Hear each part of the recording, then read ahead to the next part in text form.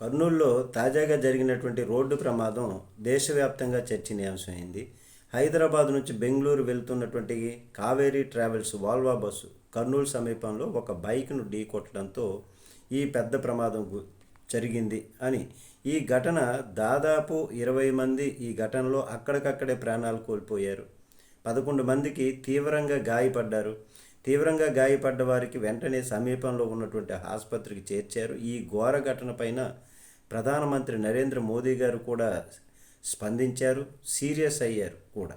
అయితే ప్రాణాలు కోల్పోయిన ప్రతి ఒక్కరికి కూడా 2 లక్షల రూపాయలు, గాయపడ్డ వారికి 50,000 రూపాయలు పరిహారం ప్రకటించారు. అంతేకాకుండా ఈ ప్రమాదం అసలు ఎందుకు జరిగింది, తప్పు ఎవరిది, బస్సు వేగం, ఓవర్టేక్ లేదా బైక్ టీ కొట్టడం కారణంగా ప్రమాదం జరిగిందా, ఇట్లాంటివి అన్ని విషయాలపైన ప్రత్యేక విచారణ జరపాలని మోదీ గారు ఆదేశించారు. ఇది మాత్రమే కాదు, ప్రధాని మోదీ గారు భవిష్యత్తులో ఇటువంటి ప్రమాదాలు మళ్ళీ జరగకుండా ఉండటం కోసం కొన్ని రూల్స్ అయితే తీసుకొచ్చారు. ప్రైవేటు బస్సు అయినా ఓవర్ స్పీడ్ చేస్తే ఆ బస్సు, ఏ ప్రైవేట్ బస్సు అయినా రిజిస్ట్రేషన్ రద్దు చేయబడుతుంది. బస్సులోని సీటు కంట్రోల్ సిస్టమ్స్ అత్యధికంగా ప్రమాదకర స్థాయికి చేరకుండా ఉండాలి.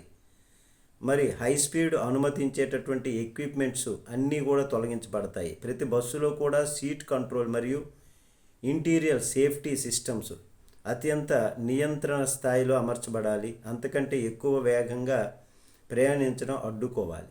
రిపోర్ట్ల ఆ ప్రకారం చూస్తే 80% రోడ్డు ప్రమాదాలే ఎక్కువగా జరుగుతున్నటువంటి కారణంగా ఈ కొత్త నియమాలు అమల్లోకి వస్తే భవిష్యత్తులో ఎలా ఇవి ప్రమాదాలు అరికడతాయి, ప్రమాదాలు ఎలా తగ్గుతాయి అనేటటువంటి విధంగా నిపుణులు భావిస్తున్నారు. అయితే కామన్ పీపుల్స్ కూడా ఎదురు చూస్తున్నటువంటిది ఏంటంటే ఈ కొత్త రూల్స్ ఎలా అమలు చేస్తారు, ఏ విధంగా ప్రమాదాలను అరికట్టగలుగుతారు అన్నటువంటిది చూస్తున్నారు. అంతేకాదు ఈ కర్నూలు ప్రమాద ఘటన పైన రాష్ట్రపతి ద్రౌపది ముర్ము కూడా తీవ్ర విచారం వ్యక్తం చేశారు. కర్నూలు బస్సు ప్రమాద ఘటన అత్యంత దురదృష్టకరమైనటువంటి ఘటన అని, ఈ ప్రమాదంలో మరణించిన కుటుంబాలకు తన ప్రగాఢ సానుభూతిని తెలియజేస్తున్నానని, అంతేకాదు అలాగే గాయపడిన వారు త్వరగా కోలుకోవాలని రాష్ట్రపతి ముర్ము ట్విట్టర్ వేదికగా పోస్ట్ చేశారు.